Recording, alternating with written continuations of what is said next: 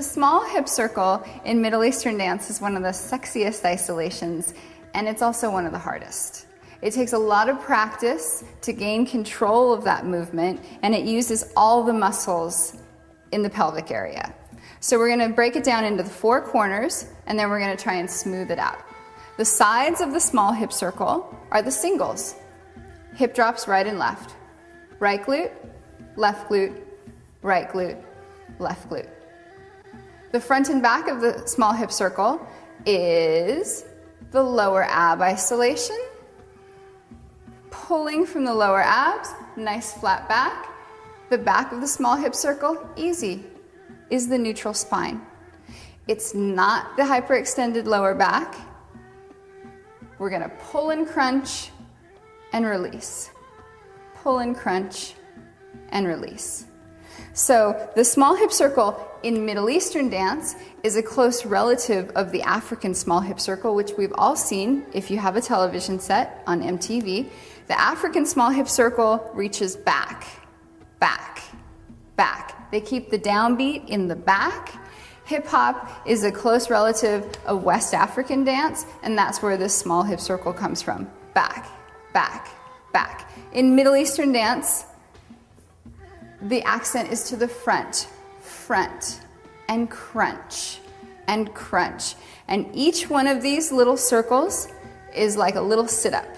It's really active through the abdominal area with the glutes supporting it on the sides.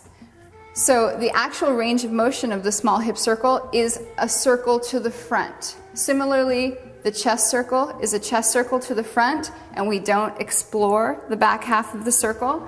In Middle Eastern dance generally, the small hip circle is front and around to a neutral spine instead of front to back, front to back. This position, if you're not very careful and you don't have very strong abs to support the pressure in the lower back, can really easily lead to injuries. So we're going to try to avoid it. If you want to use it in performance for accents or for different things in interpreting the music, that's fine. Every artist has their preference and choice. But when you practice, try not to let yourself move your spine into this position. Strengthen the lower abs, strengthening through the abdominal wall, and pull it towards the front. Pull, pull. If you're used to hitting that accent in the back and you find yourself doing it to the front for 2 counts and then kind of letting it release to the back, really try and have the focus and think of where the shape of that hip circle is underneath your rib cage. Try and keep it to the front. Try not to let it ease back. Let's try some with music.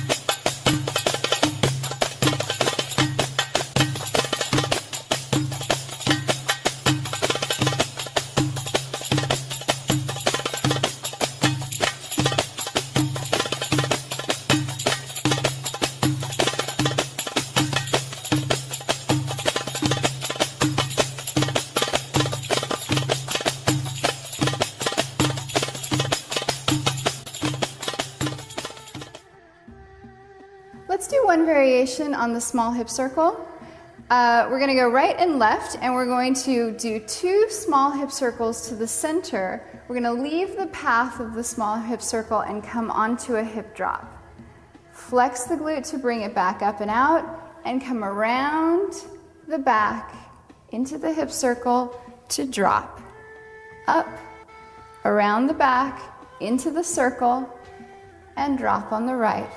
Lift it up, bring it around the back, into the hip circle, and drop on the left. Everyone's body has asymmetries. Sometimes the direction clockwise is very easy, counterclockwise is very difficult. Everyone's body's put together differently, but really try and reinforce your weak direction. What you're trying to look for as you practice slowly is where the connection isn't smooth. And you can only practice as quickly as you can move through these weak areas smoothly. So really try to build control as you do this.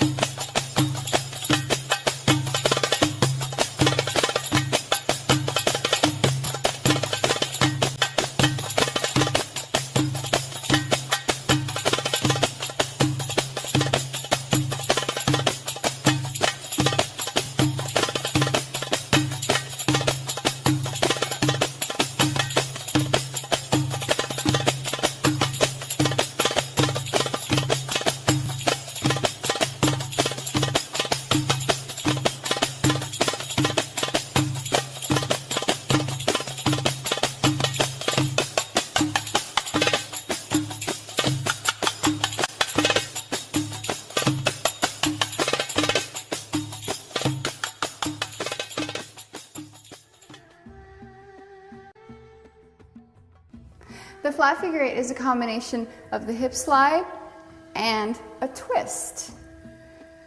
It takes place on the horizontal plane and does not have a vertical component. So the vertical figure eights is a completely separate move from the flat figure eights. Let's move through it slowly, and then we'll pick up a little bit of speed. You can open your feet a little less than hip width apart. Give yourself a little bit of space. Bend the knees, keeping the tail tucked. We're going to slide out to the side and engage the obliques. Since this is a horizontal movement, it will be dominated by the obliques. The glutes will work to reinforce the tuck and keep your lower back flat. When we add the twist, we're going to twist the right hip forward. Notice that everything along the spine twists with the hip, but my shoulders don't come along. So what you feel is a little stretch across the front of your chest, trying to keep your shoulders square to the front, even as your hips have tilted 90 degrees nearly. So we're going to twist the hip, right hip forward, slide out in the hip slide, and pull it around. Twist the hip back, get the left hip forward, and keep the shoulders square to the front. Keep the tail tucked, engage the glutes, slide it out on the hip slide, and pull it around. Twist the hip forward, slide it out with the hip slide, and pull it around. What you don't want to happen is your upper body to follow along with your hips. So your arms and shoulders don't follow the motion of the hips, only the chest. That's connected along the spine. It's hard to separate that. But you give the illusion that it's only happening in the lower body by keeping your shoulders square to the front. Take time with it, really carve the motion out with the muscles. Keep your glutes engaged underneath that movement. When you release the glute, the hip starts to dip down. You want to keep those hips on the horizontal plane and don't let it come out so far that it sinks into the joint of the hip. Keep it tucked and keep it supported underneath with the glute. Engage the glute. Let's try it with music.